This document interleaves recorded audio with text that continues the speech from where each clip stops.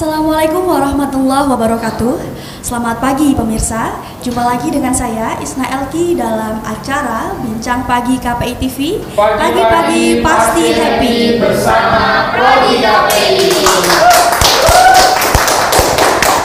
Baik pemirsa, kali ini kita akan membahas mengenai tema tantangan pengelolaan radio di era cyber. Sedikit informasi, radio ini merupakan salah satu media informasi yang sangat digemari pada masa lampau gitu. Namun di era globalisasi sekarang, generasi muda ini lebih memilih menggunakan media seperti TikTok, Instagram, dan juga YouTube begitu. Namun bisa kita lihat salah satunya di Jepara, Kabupaten Jepara ini ada beberapa radio yang masih terus berjalan sampai saat ini. Nah, pasti banyak banget nih pertanyaan dari teman-teman, gimana sih caranya radio-radio ini tetap bisa berjalan begitu di beberapa kota begitu. Untuk membahasnya secara runtut kita datangkan narasumber yang sangat berkompeten ya. Silakan masuk Mbak Dinda dan Bapak Arif, silakan.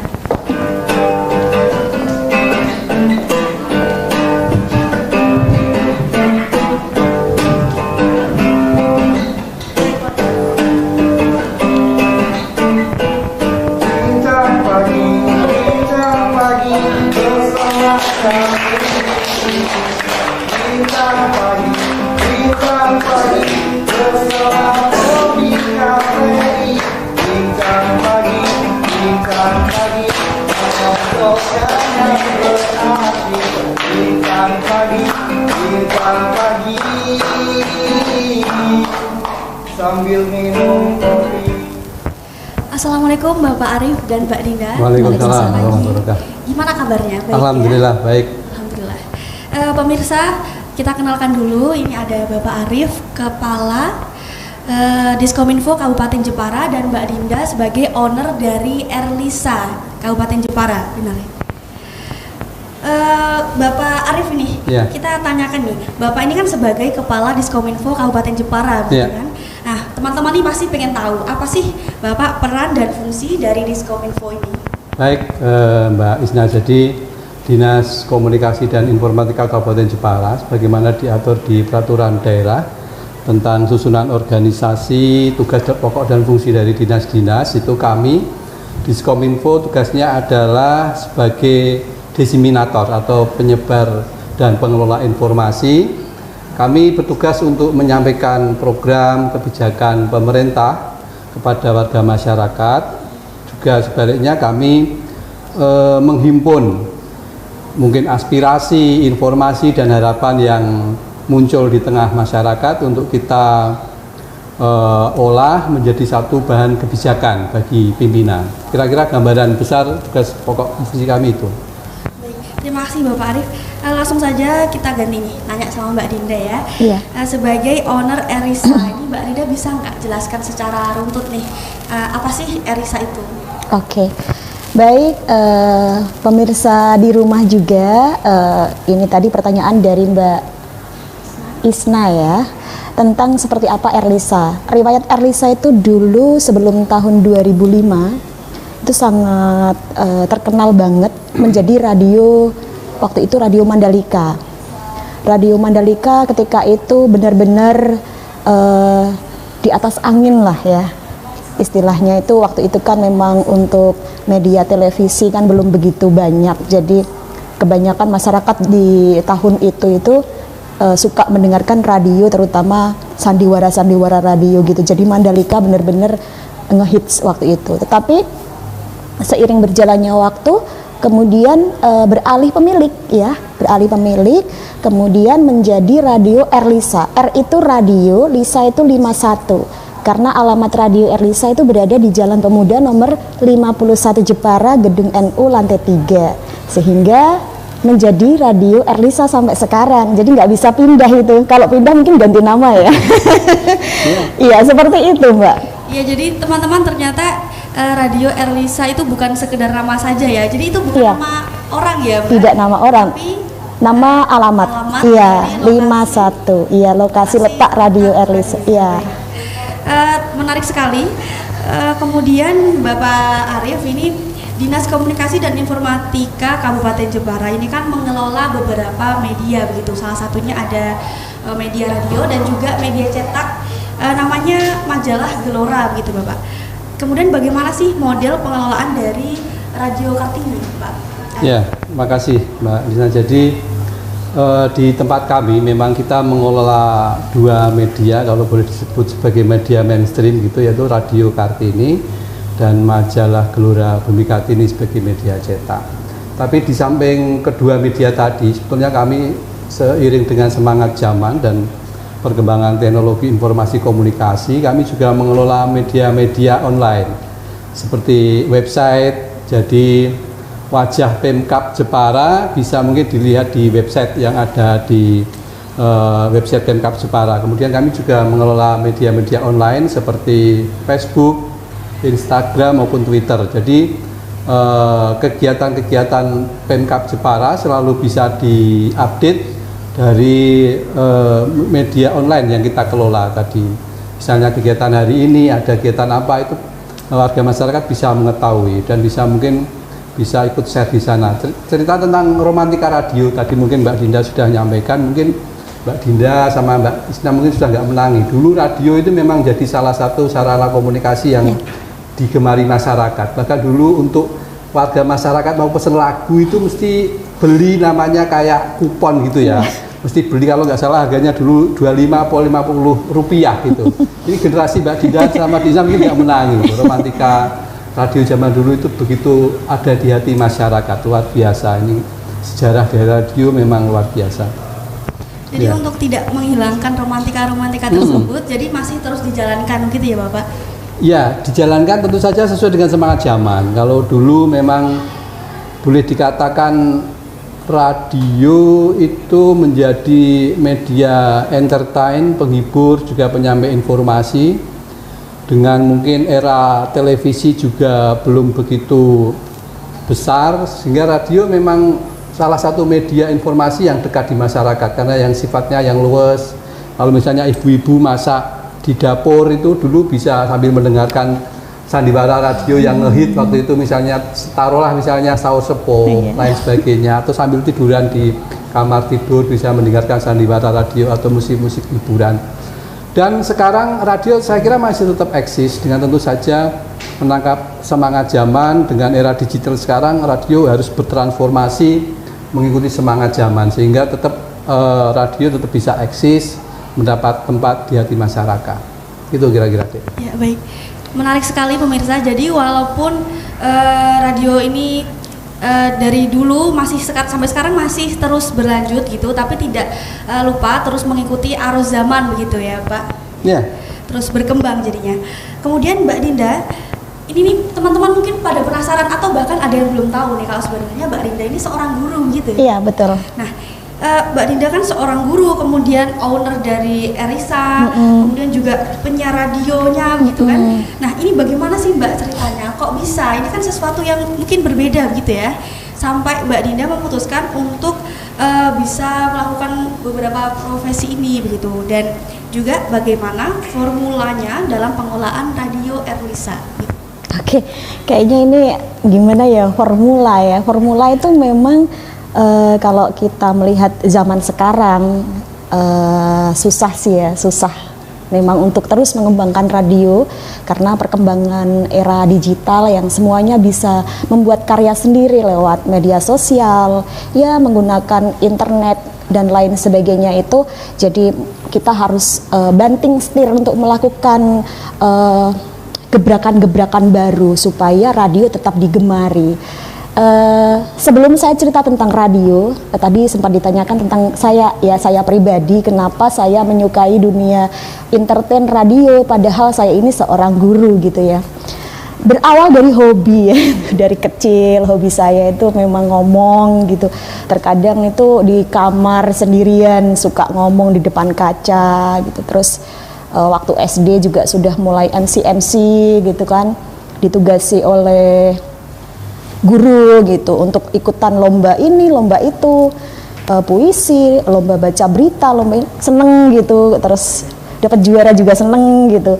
Dan ketika itu meskipun dengan kondisi yang seadanya, karena saya lahir dari keluarga yang biasa-biasa saja, sederhana begitu, tetapi karena keinginan yang kuat dari kecil itulah makanya saya mencoba untuk masuk di radio. Awalnya waktu saya kuliah, ini alma mater saya ya, Unisnu Fakultas Komunikasi ini alma mater saya di sini, kemudian tertarik dengan mengikuti siaran radio. Saya ditawari rekan sesama mahasiswa gitu untuk masuk di radio. Saya langsung oke, meskipun tidak dihonor pun saya mau gitu, karena memang itu hobi, berangkat dari hobi itulah, makanya jadi saya meminati dunia radio, siaran radio, syuting tiap hari sekarang karena memang terobosannya memang ke situ supaya radio tetap berkembang dan tetap mendapatkan hasil yang maksimal. Jadi seperti inilah, syuting seperti ini, memang gebrakannya seperti itu. Kita beralih ke radio TV, Erlisa TV dan lain sebagainya, tayang YouTube, tayang Facebook dan lain sebagainya. Bermula dari hobi itulah makanya saya sampai sekarang di dunia radio. Kemudian untuk ngajar, karena dulu juga saya suka mendidik anak-anak kecil gitu ya.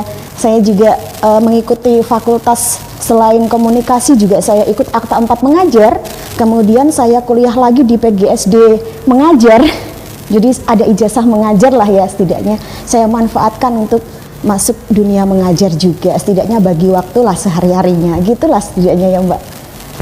Sangat menarik sekali ya teman-teman. Jadi ini kita bisa ambil pelajaran bahwa kalau kita punya hobi itu nggak masalah untuk terus dilakukan gitu ya. Iya, betul. Jadi siapa tahu itu rezeki kita begitu. Iya. Baik, kemudian bagaimana nih peluang dan tantangan pengelolaan radio di zaman globalisasi ini gitu. Jadi kan anak muda sekarang tuh lebih memilih untuk menggunakan YouTube, kemudian ada Instagram dan juga TikTok gitu dalam pemasaran produk dan juga menyebarkan informasi gitu ya Pak. Nah, karena itu radio jadi mulai dilupakan gitu. Bagaimana nih Bapak Arif dan Mbak Dinda ini bisa menemukan peluang dalam pengelolaan radio gitu? Bisa Bapak atau Mbak Dinda boleh? Ya, terima kasih Mbak Isna. Jadi gini, tadi saya menyebut bahwa kita harus mengikuti semangat zaman ya. Sebagaimana kita sadar sebetulnya di era kemajuan teknologi informasi yang sedemikian masif seperti sekarang ini, kita itu kalau kita sadari sebetulnya kita ini digiring menuju kesunyian sebetulnya. Kita lebih soliter, kita hidup seperti hidup sendiri. Coba kalau di Isna melihat misalnya teman-teman mahasiswa kumpul, itu kan kalau kita lihat mereka asik pada dunianya masing-masing dengan memegang HP. Kita melihatnya mereka itu kumpul, berkerumun, tapi kelihatannya mereka asik dengan dunia mereka sendiri. Bahkan ketika kita kumpul makan juga seperti itu, kita sepertinya bersama-sama tapi kita asik dengan dunia kita sendiri ya. Itu kita sadari bahwa kita saat ini sepertinya digiring menuju kesunyian. Nah, bagaimana agar radio ini bisa eksis juga bisa menangkap semangat zaman itu, bahwa sebetulnya kita ini merindukan satu kayak jagong, saling menyapa. Itu sebenarnya hal yang kita rindukan. Nah, disitulah sebetulnya kekuatan radio. Bagaimana agar radio ini menjadi satu media yang bisa mempertautkan jiwa-jiwa yang sunyi tadi, yang dalam kesendiriannya bisa saling bisa ada interaksi di sana ya. Kita saling menyapa itu senang kita. Nama kita disebut di radio, lagu yang kita request itu diputar oleh penyiar, itu menjadi satu, ada komunikasi timbal balik begitu ya, yang memang itu karena hakikat kita ini sebagai manusia, sebagai makhluk sosial itu kan sebetulnya makhluk yang pengen berinteraksi sebetulnya. Nah, radio ini menjadi media yang bisa mempertautkan, ada interaksi, komunikasi timbal balik, di sana ada feedback, pendengar memberikan respon, penyiar merespon apa yang diinginkan oleh pendengar atau monitor. Itu ada kejadian dialog di sana, ada satu proses interaksi yang itu sebetulnya yang kita rindukan, esensi kita sebagai makhluk sosial seperti itu. Jadi memang radio sekarang dengan semangat kemajuan di era digital ini juga harus bertransformasi. Misalnya kita olahraga bisa sambil tetap mendengarkan Mbak Dinda siaran dengan lewat HP kita. Misalnya sering misalnya Radio Kartini mengadakan kegiatan dialog gitu ya. Warga Jepara yang ada di Bandung, di Jakarta itu seneng menyapa. Artinya mereka merasa terobati. Rindu kampung halaman bisa terwakili dengan adanya mungkin melihat siaran di Jepara seperti itu. Dengan semangat zaman, kita tidak menyangka mungkin Mbak Dinda punya penggemar dari Amerika, dari Inggris misalnya, karena siaran radio dikolaborasikan dengan siaran live streaming misalnya, itu kan menjadi borderless world ya, menjadi satu tidak dibatasi dengan wilayah-wilayah gitu. Jadi bisa disaksikan sepanjang dimanapun ada jaringan internet. Karena ini kita memang era IoT, Internet of Things, bahwa segala sesuatu ini internet menjadi salah satu peran yang cukup penting gitu, kira-kira. Kemudian apa nih strategi yang bisa dilakukan gitu, baik di Radio Kartini maupun Radio Erisa gitu, sehingga radio masih dapat eksis di tengah era konvergensi. Tapi kita akan mendapatkan jawabannya di segmen berikutnya ya. Tetap bersama dengan kami di Bincang Pagi KPI TV, pagi-pagi pasti happy bersama Prodi KPI.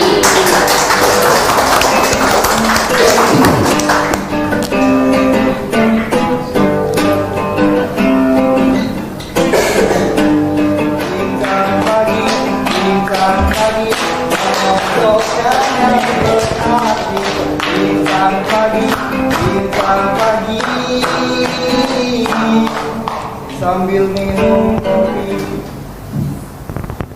Baik pemirsa, jumpa lagi dengan kami dalam Bincang Pagi KPI TV, pagi-pagi pasti happy bersama Prodi KPI. Baik, untuk melanjutkan pertanyaan tadi, yaitu mengenai strategi yang dilakukan baik oleh Radio Erisa dan juga Radio Kartini, sehingga radio ini dapat eksis di era konvergensi ini. Jadi Mbak Dinda atau Pak Arif boleh menjawab? Owner dulu. Saya tak menyimak dulu. Iya Mbak Isna ya, Mbak Isna. Kalau bicara tentang strategi, sebetulnya nyambung dari apa yang disampaikan Bapak Arif tadi selaku Kepala Dinas Kominfo Kabupaten Jepara. Itu kami saling bekerja sama sebetulnya untuk tetap supaya dari sisi marketing radio itu tetap berjalan meskipun kita tergerus oleh berkembangnya zaman dengan era digital yang seperti sekarang ini. Setiap masing-masing pribadi bisa melakukan syuting-syuting sendiri, bisa melakukan siaran sendiri, nggak butuh radio begitu biasanya seperti itu. Tapi gimana terobosan kita supaya tetap radio itu tidak mati, tidak pupus, tidak punah. Nah, ini kita harus saling bersinergi. Kominfo dengan Erlisa selalu bersinergi. Pak, ada nggak Pak job untuk kita? Atau mungkin Mbak Dinda, ini saya butuh Mbak Dinda untuk membantu saya untuk tetap menyiarkan acara ini supaya misalnya COVID nih ya, tentang vaksinasi COVID. Nah, itu yang terpenting. Mbak Dinda bantu untuk menyiarkan di Radio Erlisa, ini ada budget sekian. Jadi kita saling bekerja sama begitu. Selain itu juga kami menyebar marketing, kami ada beberapa marketing yang kita sebar. Tidak hanya duduk di tempat, tetapi mereka langsung terjun ke lapangan untuk melakukan penawaran-penawaran. Kita tidak menunggu untuk ditawari, tapi marketinglah yang terjun ke lapangan untuk melakukan penawaran ke perusahaan-perusahaan. Juga tidak hanya lokal ya, di Jawa Tengah, nasional. Kita ada kelompok marketing nasional. Disitulah pergerakan untuk radio tetap berkembang pesat sampai sekarang. Meskipun kemarin ada 2 tahun ya kita dilanda pandemi COVID, itu benar-benar untuk tetap bertahan dengan situasi seperti itu radio merasa sangat terdampak. Tetapi dengan bantuan dari berbagai macam pihak seperti dari Kominfo juga Pak Arif dan Mawan ini benar-benar sangat membantu banget untuk terus bertahan tetap di era digital saat ini. Radio Erlisa tetap bertahan, ini juga salah satunya bantuan dari Kominfo Kabupaten Jepara. Ya sekiranya itulah yang bisa saya sampaikan. Ucapan terima kasih juga dari Radio Erlisa untuk Kominfo Pak Arif dan Mawan. Sama-sama. Jadi ternyata strateginya adalah melakukan sinergi begitu, Iya. bersinergi dengan salah satunya dengan Diskominfo. Iya gitu betul. Ya. Dan ternyata teman-teman ini radio itu sangat benar-benar berusaha sehingga mereka tidak hanya menunggu dari perusahaan-perusahaan Iya, gitu, kita yang tapi langsung terjun gitu ke ya, Pak. lapangan, betul. Bisa dicontoh nih buat teman-teman kalau ada usaha begitu, jadi kita harus benar-benar mengerahkan usaha dengan semaksimal mungkin gitu ya. Kemudian radio ini kan mampu bertahan gitu. Tentu seperti yang kita tahu kalau kita mendengarkan radio itu kan banyak menyiarkan tentang iklan-iklan gitu ya, Mbak. Betul. Nah, bisa dibilang nggak kalau iklan ini sebagai sumber utama dari radio begitu Iya. ya? Nah, bagaimana ya cara yang dilakukan Mbak Dinda Dinda atau Pak Arif ini dalam mendapatkan iklan nih di tengah derasnya gempuran media digital gitu? Mungkin dari perusahaan-perusahaan itu lebih memilih untuk ke selebgram gitu yang banyak followersnya gitu. Tapi gimana nih radio di Jepara nih masih bisa begitu mendapatkan job-job gitu? Pak Arif? Kalau Mbak Dinda? Iya, jadi gini Mbak Isna Elki ya, Mbak Isna Lailatul Qadar. Jadi nyambung yang disampaikan Mbak Dinda tadi, bahwa saat ini yang perlu kita kembangkan justru adalah semangat kolaborasi. Tidak semata-mata kompetisi, tapi kita kolaborasi bagaimana membangun networking agar kita sama-sama ini bisa saling eksis, hidup dan saling menghidupi.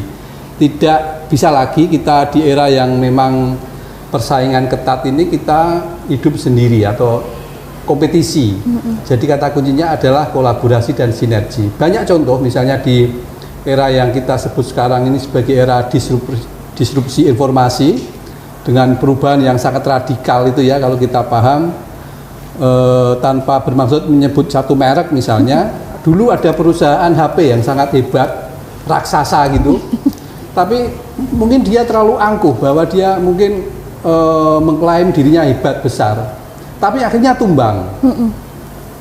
Dan kita tahu perusahaan-perusahaan taksi yang raksasa di Jakarta, tanpa berusaha menyebut merek juga, dengan di era disrupsi ini juga akhirnya tumbang.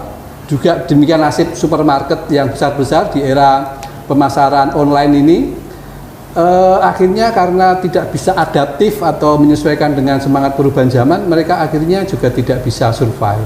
Ini satu contoh konkret yang menjadi satu iktikbar atau pelajaran bagi kita bersama, bahwa yang kita kedepankan sekarang ini intinya adalah memang sifat semangat untuk kolaborasi dan membangun networking atau jaringan yang kuat. Tanpa itu kita tidak bisa, karena kita tidak menyangka misalnya satu jaringan online taksi misalnya ya, atau ojek itu ternyata perusahaannya kan tidak punya kendaraan, tidak punya mobil, tapi bisa menjadi satu kekuatan usaha yang demikian meraksasa besar karena mereka memanfaatkan teknologi informasi komunikasi. Jadi semangat kita kalau kita konteks radio tadi, mungkin juga kita harus lebih memperkuat semangat kolaboratif, networking, sehingga kita sama-sama hidup gitu ya. Dan apalagi kalau kami di Radio Kartini sebagai radio LPPL, lembaga publik penyiaran lokal begitu, yang memang ditugasi oleh pemerintah sebagai lembaga penyiaran, juga sebagai sosialisasi program-program pemerintah. Seperti di era pandemi sekarang ini kami sangat bergiat mengedepankan misalnya menumbuhkan kesadaran warga masyarakat untuk tetap protokol kesehatan misalnya, bahwa kita saat ini masih pandemi meskipun di tingkat angka statistik saat ini angka penderita COVID yang positif memang drastis dibandingkan bulan-bulan kemarin, tapi ini tidak menjadikan kita lupa ingatan bahwa ini masih pandemi gitu deh. Kira-kira gitu. Gitu ya. Jadi intinya adalah kita harus terus menjalin kolaborasi ya. Dan juga networking ya. Pak. Pak Arif, Mbak Dinda, ini kan KPI TV ini kan merupakan salah satu TV yang dikelola oleh Prodi Komunikasi dan Penyiaran Islam Universitas Jepara. Nah, yang diharapkan adalah Prodi ini dapat mencetak sarjana yang ahli di bidang komunikasi dan juga jurnalistik nih, baik broadcasting, media cetak gitu. Nah, mungkin teman-teman semua dari KPI ini pengen tahu nih, jadi peluangnya seperti apa ketika kita sudah menjadi wisudawan gitu dalam dunia kerja? Siapa ini yang jawab? Gantian Pak Bunda Ya dulu. boleh. Kalau ditanya peluang pekerjaan untuk KPI ya, ya yang penting tidak patah semangat dalam terus belajar, terus berkarya. Terus menurut saya sih seperti itu ya, nanti bisa disambung sama Pak Arif mungkin ya.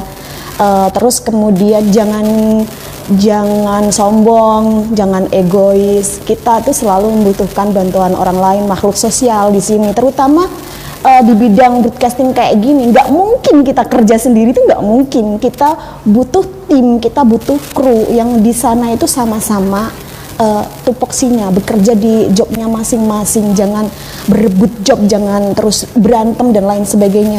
Nah, di sisi itulah makanya kalau memang benar-benar ingin menekuni dunia penyiaran dan lain sebagainya, bisa belajar kepada yang lebih senior, kemudian mungkin bisa latihan-latihan, mengikuti pelatihan-pelatihan seperti itu, kemudian mencoba untuk melamar di perusahaan-perusahaan yang di sana, seperti melamar ke radio kalau memang ada lowongan loh ya.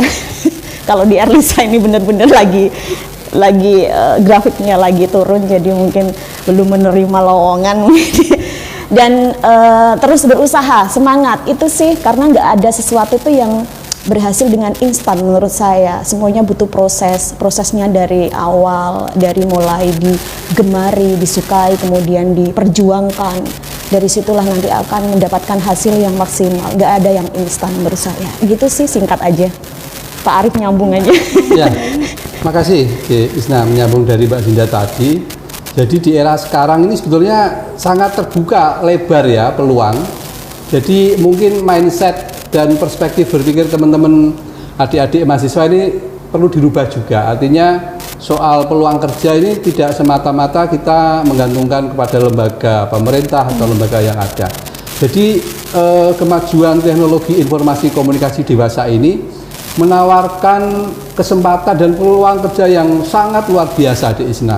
Kita paham misalnya sekarang banyak YouTuber ya, YouTuber muda yang eksis dan penghasilannya di luar dugaan kita. Ada misalnya anak muda di Brebes itu misalnya, dia punya bengkel.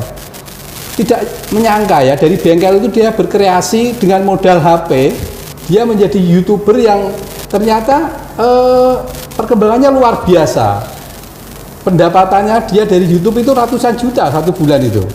Itu kan sangat jauh sekali kalau misalnya kita sebagai karyawan atau pekerja di suatu institusi begitu ya. Artinya memang kreativitas, memang daya-daya cipta yang ada di sekarang itu sebetulnya menawarkan peluang yang luar biasa, tidak terbatas begitu ya. Kita juga bisa menyimak success story misalnya teman-teman yang berjualan lewat online. Ada loh bahkan teman-teman dari alumni Unisnu ini misalnya sukses menjual misalnya troso, misalnya tenun troso atau mebel yang merupakan produk khas daerah Jepara ini lewat online. Itu kan satu hal yang menjadi satu inspirasi bagi kita sebetulnya. Dengan konsep mungkin ATM ya, amati, tiru, modifikasi, ini teman-teman mahasiswa bisa mencoba ya ajang-ajang ini, apalagi ini memang sekarang dewasa ini peluang kita justru di industri kreatif sebetulnya. Bahkan sekarang kan kementerian itu Kementerian Pariwisata dan Ekonomi Kreatif. Jadi banyak sekali peluang-peluang yang ditawarkan di era kemajuan teknologi informasi komunikasi. Jangan patah semangat. Yeah. Hanya pesan saya, mungkin di samping ilmu-ilmu yang didapatkan di perkuliahan, mungkin kesempatan praktek ini tolong dimanfaatkan betul oleh teman-teman adik-adik mahasiswa ini untuk istilahnya bisa melatih, meningkatkan skill, juga bisa menempa semangat adik-adik mahasiswa untuk bisa terus berkreasi. Artinya banyak hal sebetulnya peluang dan kesempatan yang bisa diraih oleh adik-adik mahasiswa di era sekarang ini. Tinggal bagaimana kita menguji konsistensi, semangat dan kreativitas kita. Itu. Jadi kita harus terus mengasah skill gitu dan juga tidak patah semangat, sehingga bisa saja nanti peluang datang secara tiba-tiba ya Pak. Yeah. Jadi harus terus bersemangat nih. Teman-teman jangan pada khawatir ya. Kemudian lanjut, seperti yang kita tahu lembaga penyiaran itu kan ada 4. Ada juga lembaga publik, lembaga swasta, komunitas, dan juga lembaga langganan. Bagaimana sih Pak dan Mbak Dinda caranya kalau misalnya ada sekolah nih atau kampus, kemudian ingin memiliki radio komunitas gitu, jadi radio untuk sekolahnya sendiri, itu bagaimana prosedurnya? Ya. Tapi nanti kita akan mendengarkan jawaban dari Mbak Dinda dan Pak Arif di segmen berikutnya. Tetap bersama dengan kami dalam Bincang Pagi KPI TV. Pagi-pagi pasti happy. Ya, pemirsa, kembali lagi dengan kami dalam acara Bincang Pagi KPI TV. Pagi-pagi pasti happy. Bersama Prodi KPI. Ya, menanggapi pertanyaan sebelumnya mengenai lembaga, kalau misalnya ada sekolah atau kampus begitu, kemudian ingin membuat gitu ya, radio begitu, atau radio yang itu tuh di atasnamakan dari lembaganya sendiri begitu ya, bukan dari kabupaten gitu. Itu apakah ada prosedur izinnya, Pak?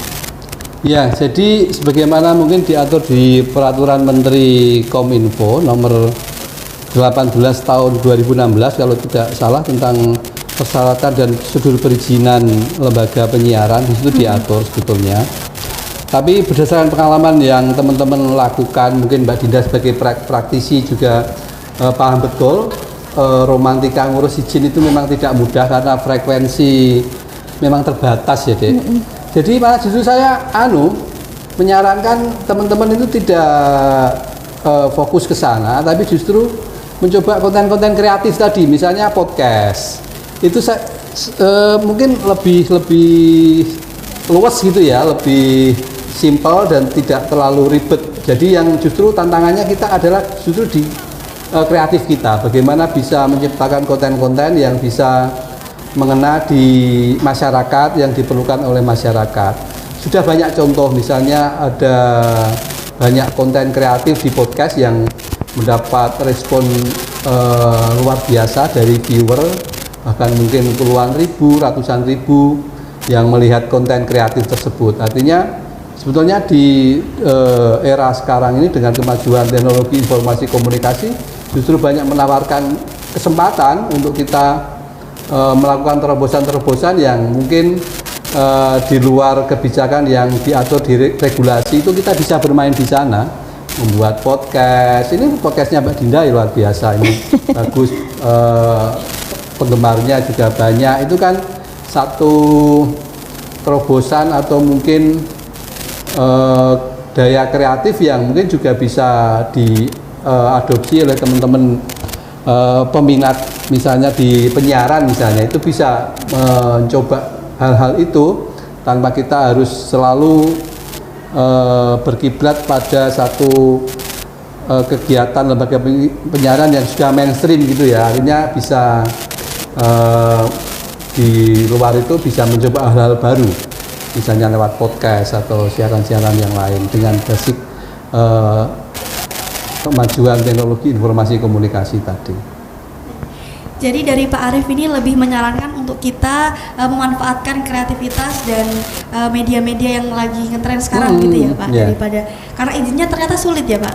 Ya, tadi basically bahwa